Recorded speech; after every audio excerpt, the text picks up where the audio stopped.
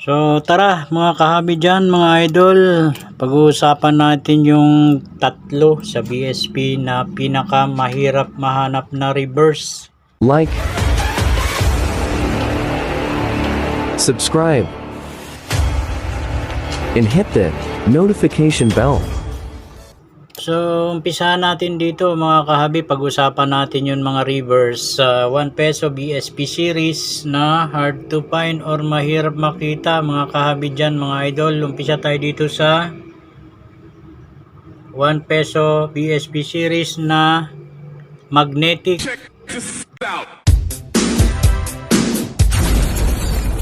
So year 2012, so itong 2012 mga kahabi dyan mga idol ay may dalawang reverse 2 at reverse die 3 frosted siya. So yung frosted nito ay may 2% lang mga kahabi dyan, so medyo mataas na rin ang value nito. So sa 2012 yung frost, hindi yun ang pinakamahirap makita mga kahabi dyan. So itong 2012 na reverse 3 na hindi siya frosted mga kahabi, hindi to frosted, ito yung reverse 3 siya mga kahabi dyan mga idol. Itong 2012 na reverse 3, ito ay isa sa pinakamahirap makita na reverse sa 1 peso BSP series. So meron kasi itong variant na frosted. So itong hawak natin na 2012 hindi siya frosted mga kahabi dyan, so wala pang record to na nakikita natin sa Numista. So yan ang dapat natin makolekta, yung sa 2012 na reverse 3 na hindi frosted.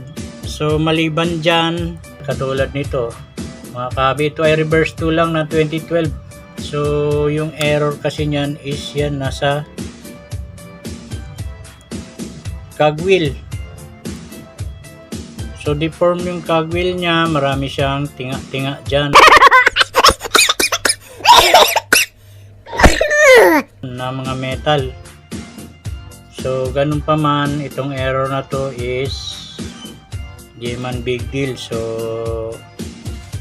maaaring meron din kayong ganitong error, pero ito ay error pa rin mga kahabi dyan. So tandaan natin na ang kukolektahin natin sa 2012 na hard to find is itong reverse 3 ng 2012 na hindi frosted.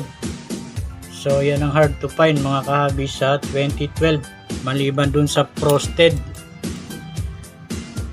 So mapunta naman tayo dito sa 2010 mga kahabi dyan mga idol. So ang 2010 na 1 peso BSP series magnetic, ito ay may dalawang reverse 2 at saka reverse 3 lang mga kahabi dyan mga idol. So itong 2010, isa ito sa may pinakamahirap makitang reverse. Yung reverse 3 nito na hindi frosted mga kahabi, kasi dalawa to, may frosted na reverse nito mga kahabi dyan mga idol. Itong 2010 may frosted na reverse to, at ang pinakamahirap makita is yung ito, katulad nito, itong reverse 3 na hindi frost. So hindi yan frost mga kahabi dyan, reverse 3 ng 2010 na hindi frosted. So yung frosted, may mga hawak tayo dyan, marami tayong nakikita na frosted nito na reverse 3 sa 2010 mga kahabi dyan mga idol. So pakikita natin yung frosted ng eto 2010 na frosted na reverse 3. So ayan, kumikislap-kislap. Ito yung frosted ng 2010 na reverse 3. So hindi ito yung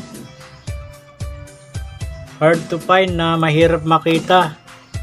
Ito mga kahabi, itong 2010 na reverse 3 na hindi frosted.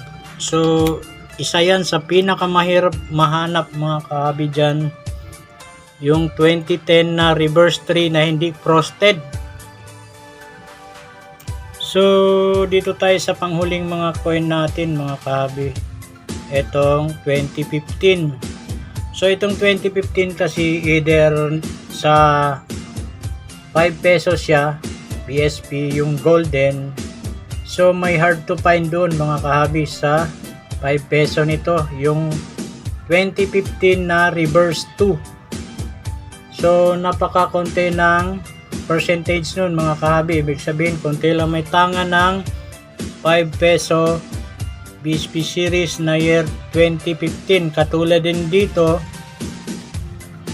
sa 1 peso na 2015 na ipapakita natin mga kahabi dyan. So ito yung 2015 na reverse 3 na common. Common lang to mga kahabi sa 2015 na reverse 3. So ito naman yung 2015, ito yung sa kanan, ito naman yung frosted. So frosted yan mga kahabi dyan, obverse and reverse. Ito yung common na 2015, itong nasa kaliwa, parehong reverse 3 yan mga kahabi. Ang pagkakaiba nga lang, itong nasa kanan natin, ito yung frosted, obverse and reverse. So ito ay common lang na reverse 3 ng 2015. Ito yung common. So itong frosted nito sa 2015 marahil sa iba is hard to find, depende sa location yan mga kahabi, mga idol. So napakarami nating hawak na 2015 na obverse and reverse frost or frosted. So ang hard to find sa 2015 mga kahabi dyan is ito. Itong 2015 na reverse 3 na bold letters. So bold na bold siya mga kahabi dyan. I-compare natin dito sa common na ayan, reverse 3 para makita nyo. So itong nasa left side, ito yung hard to find.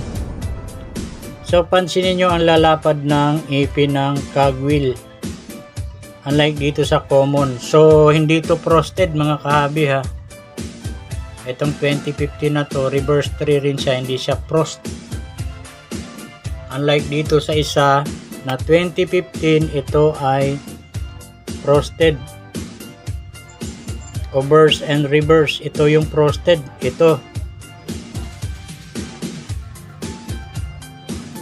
So magkamukha sila halos ng reverse. Ang pagkakaiba lang, ito ay frosted. So ito ay hindi frosted. Ito yung hard to find mga kahabi sa 2015. So yan ang mga reverse na mahirap na natin makita mga kahabi dyan sa ngayon. So itong frosted, may nakikita pa tayo nito pa isa-isa. Although mahirap na siyang makita rin kasi tinatago na to.